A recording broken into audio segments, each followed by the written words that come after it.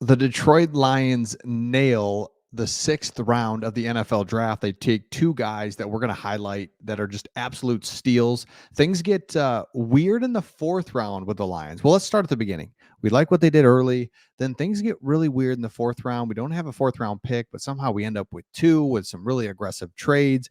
We take a big offensive tackle that I'm sure you've seen the videos and stuff by him. We'll do more videos on him, but I mean, this guy, Craig, did a video about how we brought him in pre-draft to look at this massive offensive tackle from the British Columbia, and he's like physically unlike anything you've ever seen.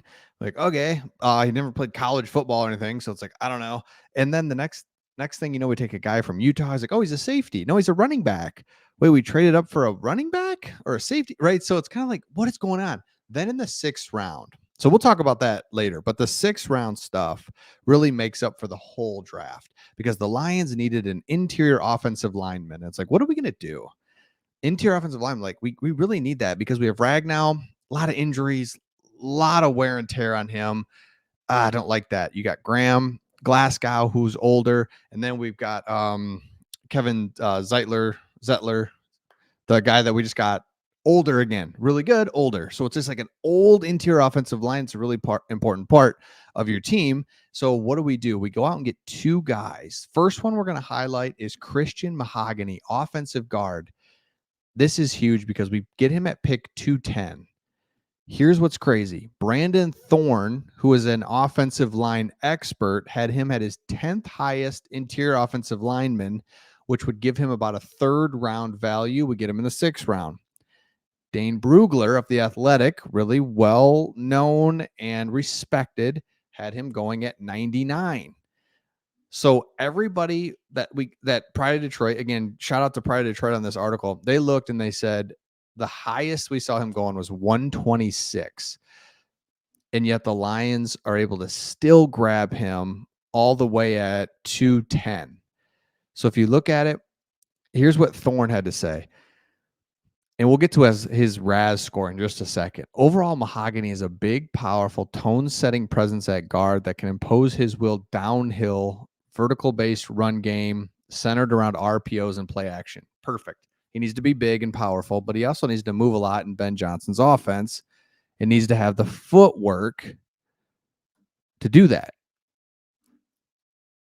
Brugler said Mahogany needs to play with more control, especially in space, to survive versus NFL defenders, but he plays like a bouncer outside of a club, looking to bash heads with power and forceful hands. He projects as a guard, versatile NFL starter, ideally suited for a downhill run team. Guard versatile. I love that. He can be guard. If you can go guard, you can typically go center. So I love that.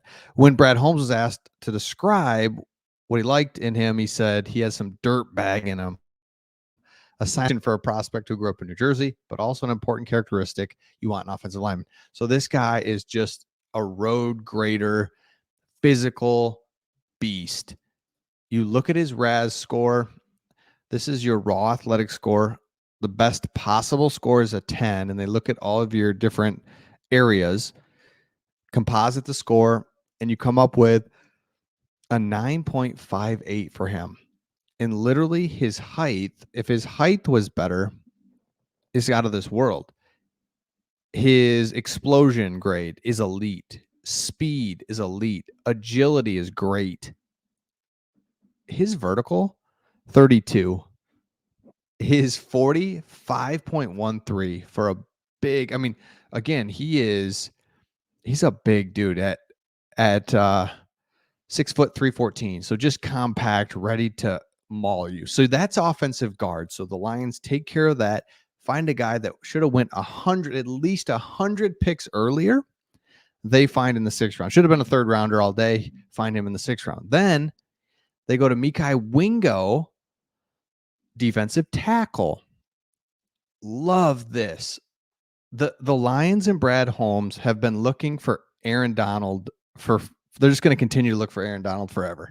What I mean by that is you're going to take defensive tackle, take flyers on guys, look for guys that you can find deep in the draft. And this is a classic undersized defensive tackle that you're looking for quick push, but also is beefy enough to hold up against the run, a la Aaron Donald.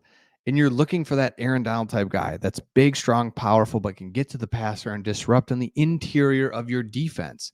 So I just think it's an awesome no-brainer to go for guys from LSU, Alabama, Michigan, Ohio State, Notre Dame, Oregon, USC. Give me the big schools. I struggle, especially late in rounds, going with a guy from Kent State, Western Michigan. There's good players there, don't get me wrong, but a defensive tackle from LSU, I love it, and I just feel good about it. So let's take a look at him. He goes pick 189 in the 6th round. At 6', 284, he's undersized for a defensive tackle, but he's able to overcome his lack of size because of his skill set, relentless motor. He's lower to the ground, gives him great leverage. His first step is lethal, and he understands how to properly use his hands to combat his opponent. Interior disruption is something the Lions have been lacking for some time, 100%. When I think of our defense, I think of problems that we've had is a lack of a pass rush, and we always go defensive end. We got Hutchinson, but what else do we have? We needed something to have somebody to have a ceiling or an opportunity to be something on the interior along with Aleem McNeil. So this guy can play that with Aleem McNeil, that 3 technique. We needed defensive back help. Obviously, we addressed that this draft. So if you look at the Lions, the last 2 picks of the draft, 2 6-round picks, you get interior offensive line and a defensive tackle. And I think just check and solidify the entire draft.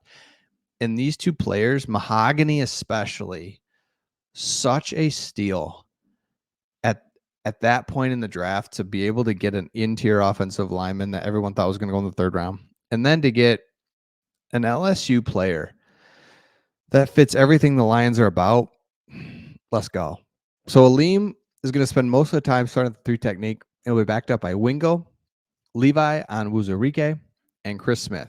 So right there, look, these 2 guys. It's like, come on, I'm about done with Levi, and Chris Smith. I don't know. I mean, you know what I'm saying? Like, so Wingo, give me a little something. So love that. And if we look at the Lions draft picks, let me see if I can pull this up here really quick. Oh yeah, PFF. Here are teams that earned an A draft. The Bears, the Lions, and the Bears should have. I mean, they had 19 picks in the 1st round. The Lions, Chargers, Jets. Let's go. I was going to look at, I thought I had it pulled up and it went away from me. That's okay. That's okay. We'll come back to it. But the Lions, the first part of the draft was like, let's go. Enos Rakestraw. It's like, what? Are you kidding me? Then the middle part of the draft was, I'm not sure what we're doing. I like it. I want to love it. But I just don't know about these 2 players. To at the end of the draft, boom. Okay. It kind of rounds the whole draft off. So let me know your thoughts in the comments on this 6th round stuff, and we'll see all of you on the next one.